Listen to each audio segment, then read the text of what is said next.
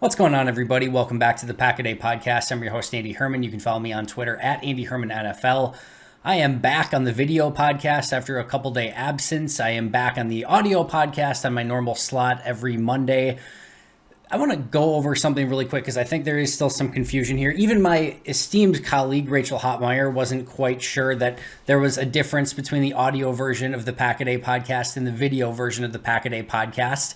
Now, Mondays, which you're listening to this on in all likelihood, is usually a simulcast. Usually that's my day, and I'm either hosting with Perry Goldstein and Alex Strofe, or just doing it myself, maybe having a guest. But that's usually on video and audio, both simulcasts on both platforms. However, every other day is totally different. So on the video version, you're getting a new episode, usually from me, 365 days a year. That's usually a little bit shorter, although as of late, there's been a ton to discuss. So they're usually about a full-length episode. But for the most part, you're getting a new episode about 20-ish minutes per day on YouTube. Again, and I have a lot of different guests on, including Rachel Hotmeyer, Mike Wall. We've had a ton, Peter Bukowski, etc. So that's going to be the video version of the podcast. But then for those of you who are more familiar with the video, we have an audio version as well. That is 365 days a year also, but I'm only on that on Mondays. And we have an amazing team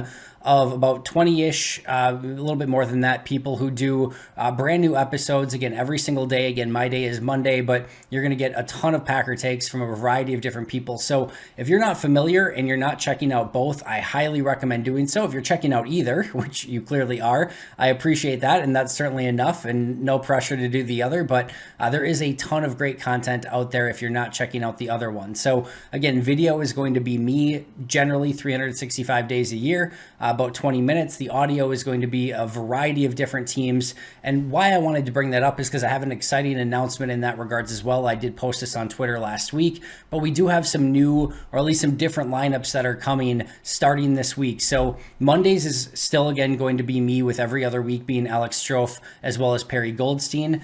Tuesdays are now going to be every Tuesday, Ross Uglum, Jacob Westendorf, and Jake Morley. Super excited about that. Wednesdays will remain Dusty Evely, Sarah Kelleher, and Steve Perhatch. Although Steve's going to be off for just a little bit, but he'll be back sooner rather than later. So that will be our normal Wednesday team. Thursdays, we are reuniting a group that I know a lot of people is hoping to reunite, and that is going to be Jason Perrone, Mark Eckel, and Paul Brettel. So not only are they reunited, they will be every Thursday from here on out. Fridays will remain Andrew Merteg and Kyle Fellows. However, Maggie Loney will be joining them on Fridays as well, which I'm super pumped about. Saturdays, we get the reuniting of Jen Mack as well as Matt Freilich, and they will be joined by Eli Berkovitz as well. So really excited about that team. And then Sundays is going to be Nick Schmitz as well as Mike Wentlet and Gage Bridgeford. So just a ton of amazing teams. So if you aren't checking that out, that will be our new lineup Monday through Sunday. Again, 365 days a year. We will change that up come draft season and add some draft specialists. A couple people will fall off during that time since the draft isn't their specialty. So we'll have a shake up in a little bit as well, but going forward, that will be our normal rotation, and I couldn't be more excited about it. So thank you for checking that out if you haven't already. Also, just a really quick thank you to both Jen Mack as well as Greg Leonard for filling in this past week on the video podcast, as well as Paul Brettel and Jacob Westendorf for filling in as well. So thank you to those, so I could go enjoy a small vacation in Door County. But enough about that. We have a ton to get to, a ton to cover, so let's jump in right away, or at least 4 minutes into this. But I want to start with Mark Murphy's interview over on Packers.com because I think he had a very important message, really echoing what Matt LaFleur said in his final press conference of the season, and the fact that Mark Murphy and Russ Ball and Brian Gutekunst and Matt LaFleur and everyone seemingly in the organization is on the same page that they want Aaron Rodgers back in 2022. And as I have discussed on multiple occasions, as of this point in time, I believe them in saying that. I don't think there's any real reason to not take them at face value, especially with Murphy, doubling down on it, easy for me to say, and sort of in written form saying once again that they are in full cohesion and wanting Aaron Rodgers back throughout the team, throughout the front office, etc. So again, I have no reason not to believe them. As I've also mentioned, even if they did want to trade him, or if they thought that he was going to force a trade, this would be the beneficial thing to say. But I fully take them at face value, at least at this time, at least until I hear something different. But I think this is really an important aspect. And again, if we are taking them at face value, this sort of, negates some of the other possibilities, right? It takes Green Bay's decision out of it. If we're taking them at face value, it means that Green Bay is all in on Aaron Rodgers being back. Again, I believe that to be the case. And then now the decision is more up to Aaron Rodgers. And again, this could be a little bit of chess here in the fact that if Green Bay comes out and says this early, now it's in Aaron Rodgers' court. If he decides that he wants to play for another team, there was no question from the Packers side of things from the beginning that, in that case, Aaron Rodgers looks like the bad guy and not the Packers. So there's, again, some benefit here for Green Bay getting ahead of this and being like, oh, we wanted him all along. He was always going to be the face of the franchise. But as of this point, again, I believe them. I think that's truly the case. And now it just is up to Aaron Rodgers and what he wants to do moving forward. So that will continue to be a major storyline, but I think that was at least a noteworthy interview with Mark Murphy over on Packers.com. Of course, we did get some coaching moves as well. The Packers officially announced the termination of Mo Drayton, which was reported earlier in the week. Certainly not a surprise, but that was made official. And then the Packers added John Dunn as their new tight ends coach, which means that as of right now, special teams coordinator as well as quarterbacks coach remain the main openings in Green Bay. Then, following that, we had some updates on some potential special teams coaches, or at least one very important one in particular. And I just want to start off here by saying a massive kudos to Tom Silverstein, who was all over this all weekend long, coming up with new news. And I'm going to read both of the big updates from Tom in a second here, but he absolutely crushed it with all the updates on the special teams coordinator. So let's start off with Silverstein's first update on former Raiders head coach Rich Bisaccia.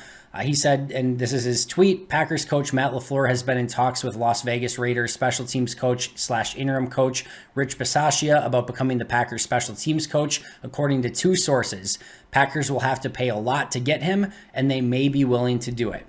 So, big news that I think this is a candidate that a lot of people are very high on, myself included. I'm not going to look you in the eye and pretend like that I know a bunch about what Rich Bisaccia has done as special teams coordinator. I know he's had like a middling level of success and their special teams units have declined. I also know that he's a very strong leader and that the Raiders players were very disappointed when he wasn't back as head coach and thought that he did a really good job as head coach, which he did. I thought he did a phenomenal job with that team and sort of keeping everything together and on the right path, even when your head coach is gone mid-season. They had some injury issues, so on and so forth. So I thought he did a great job of keeping that team together. And I just think he's a very strong leader. And I think his sort of personality and just overall persona would be really good for Green Bay special teams. More on that in just a moment. But Green Bay needing to pay him, and they may just be willing to do it. I tweeted out over the weekend, if I were Rich Bisaccia's agent, I would be asking for everything. First of all, Green Bay just lost their season on special teams, arguably. I know it wasn't the whole story, but it's the biggest piece of the story. Their special teams is beyond abysmal and has been for a really long time. There's already the story that they missed out on Darren Rizzi a few years ago because they weren't willing to pay him what his salary was, and that has backfired in a major way. So if all of a sudden Green Bay misses out on Bisaccia due to the fact that they didn't pay him enough, the optics on that would be terrible, would be awful. So if I'm his agent, I'm asking for the moon, the stars, and everything else. Like, they should be asking for top tier special teams coordinator money, maybe even an assistant head coach position as well. Tough to say if Green Bay would be willing to do that, but if I'm his agent, I'm asking for everything. Meanwhile, Green Bay, you would think, has got to find a way to get this done. Now, it doesn't have to be Bisaccia. Again, more on that in just a moment as well, on another piece from Tom Silverstein. But you got to think that they have to make a major home run swing here, and not just a swing. Now, I'm going to take that back completely. This is not just a home run swing. They need to hit a home run with this hire. Tough to say if Bisaccia is ultimately that, but I think it would at least give the team and the fans and the players some thought that Green Bay is going and doing everything they can to find the right coordinator for this position. and really sort of start to turn this special teams unit around. Again, I think his leadership in this situation would go a long ways. Now, I thought Mo Drayton was a pretty darn good leader, charismatic, intelligent, had a lot of great traits, was fantastic in interviews, just didn't carry over. So he can be a great hire on paper, and you can find the right guy and pay him the most money, and this could still end up being a nightmare. It's not just the biggest name. And again, I know we get caught up on that. I personally, again, I think it would be a really good hire, and I think Green Bay has to swing for the fences here and connect with it. But it doesn't necessarily mean that he just comes in and fixes things. And again, more on that in just a moment. Now, Spoon also mentioned that Bisaccia is very close with Joe Barry. Joe Barry is Rod Marinelli's son-in-law, and Rod Marinelli and Rich Bisaccia are best friends. So again, another potential connection there, which maybe, just maybe, could lead Bisaccia to Green Bay. Now, there had been reports earlier in the offseason that the likely candidate to be the special teams coach in Chicago was, of course, Rich Bisaccia. However, if you're a Packer fan that's hoping that Rich is going to come to Green Bay, you got more good news over the weekend when the Bears hired Richard Hightower as their special teams coordinator, taking that potential possibility away where Bisaccia could go to the Bears and be a top special teams coach for a division rival. So that was good news. Now, there are plenty of other, coaching staffs that are still filling their rosters and their overall coaching staff and need special teams coordinators. So it's not like Green Bay has the only spot left and, they can pick pick the best of what's remaining. There's plenty of competition out there. So Green Bay is still going to have to go out and make a very significant offer to get the coordinator that they ultimately want.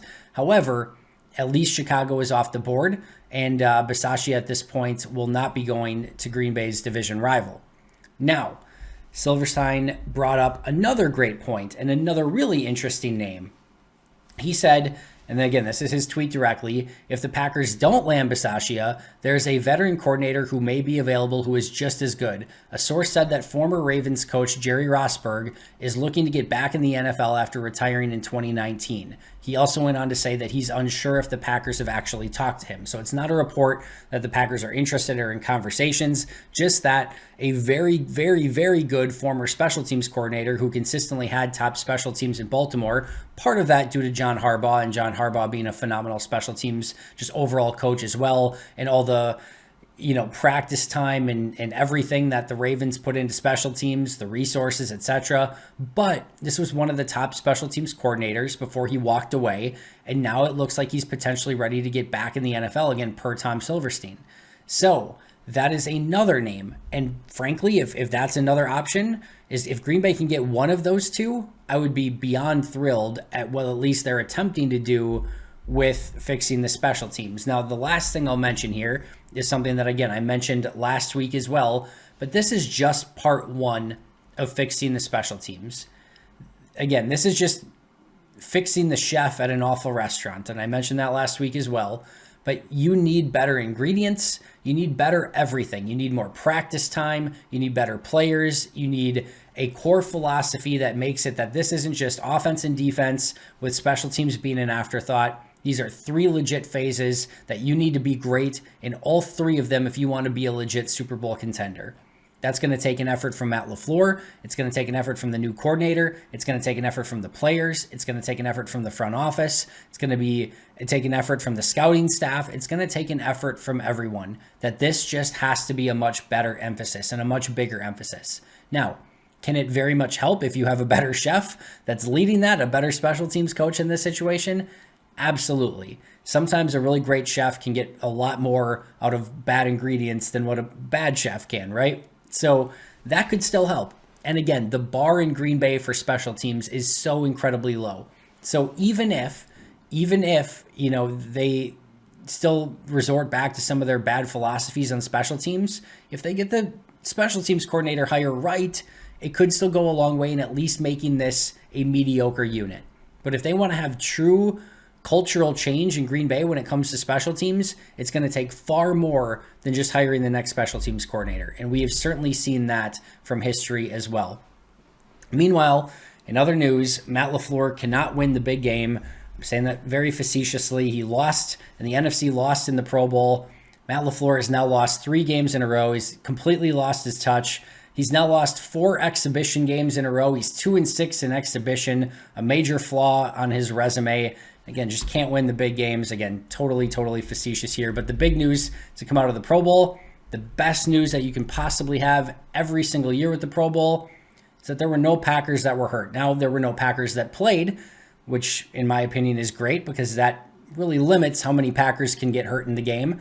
But that's the biggest thing. Like, I don't care if you're going, and if you watched any of it, thankfully I didn't, but I saw some of the highlights on Twitter, highlights in very big quotes.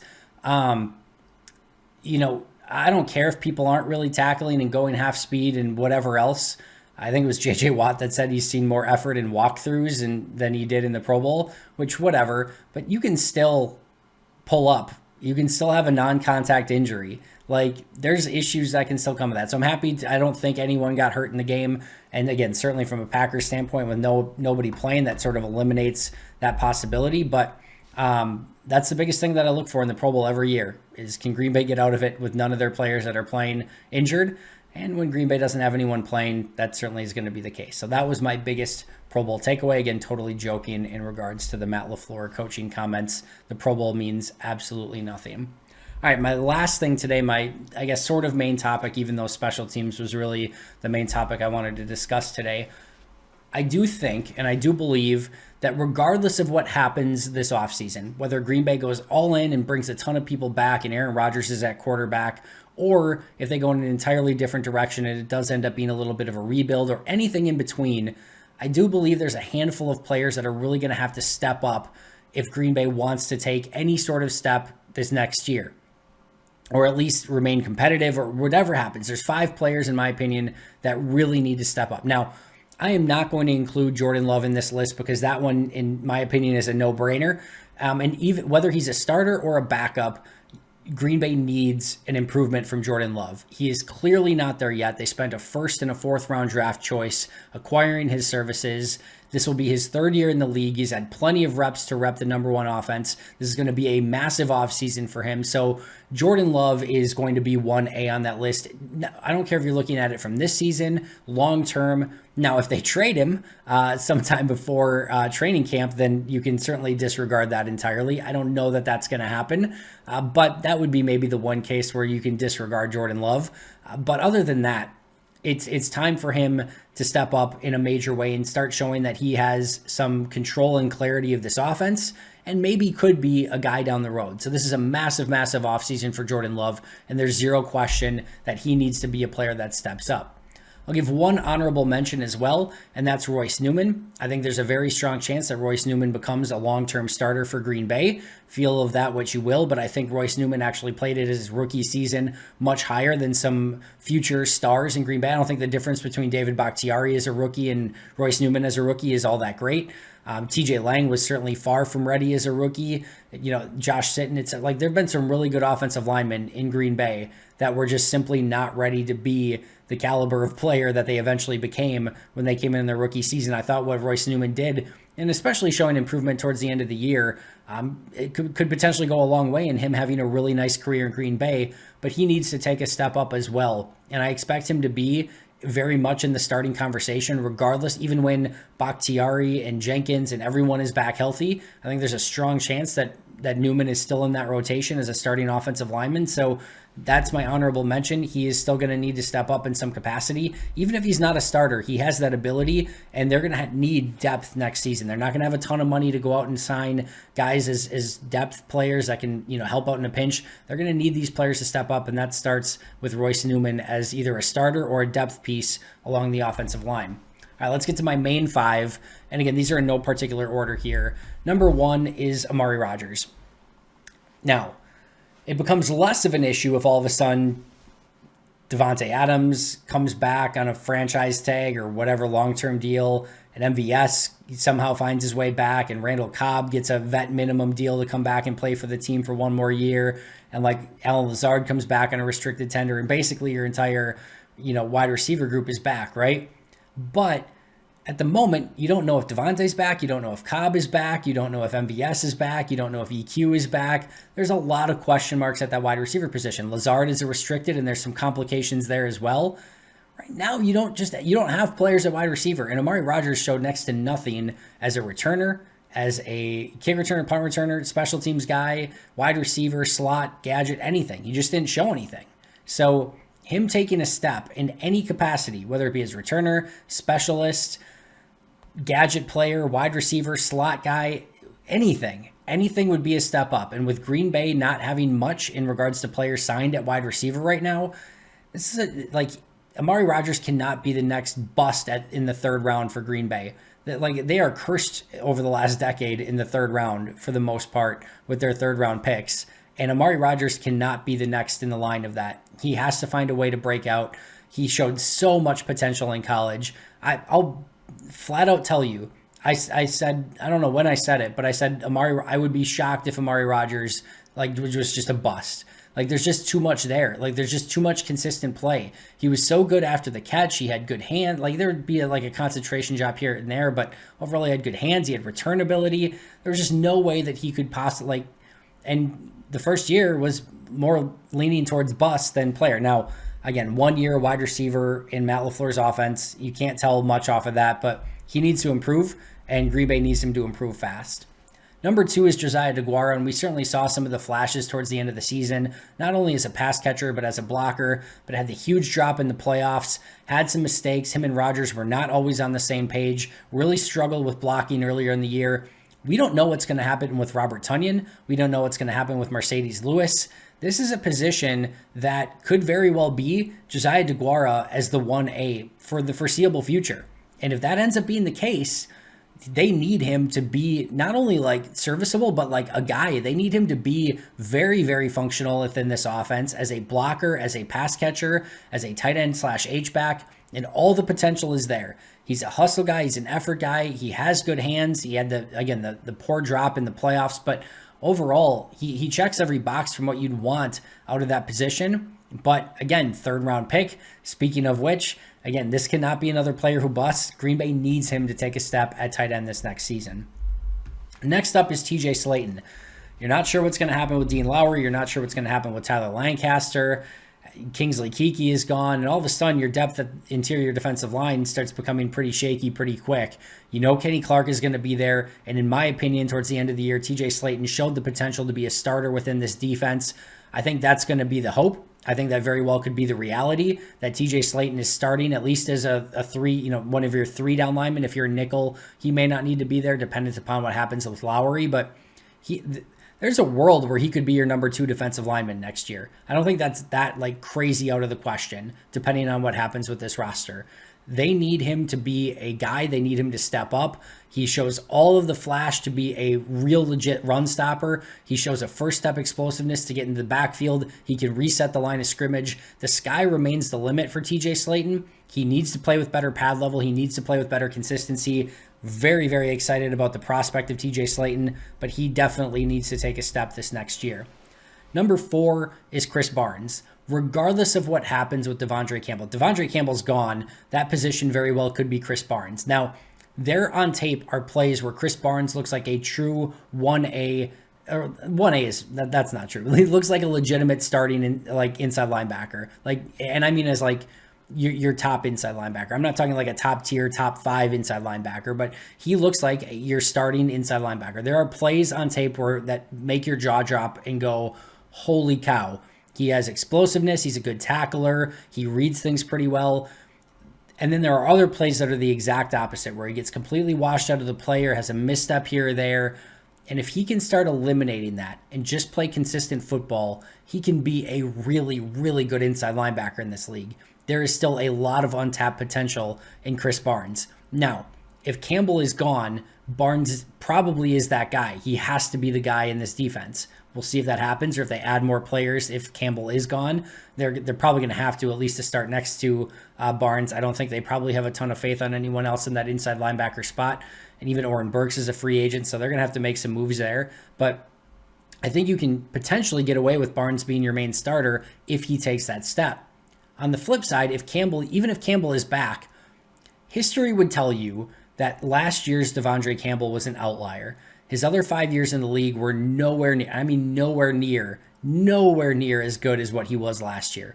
If there's any regression there, the only way you can break even is if Chris Barnes has a step up at the other inside linebacker spot, which is very possible. So even if Campbell is back and if Barnes can take a step, that maybe helps you mitigate any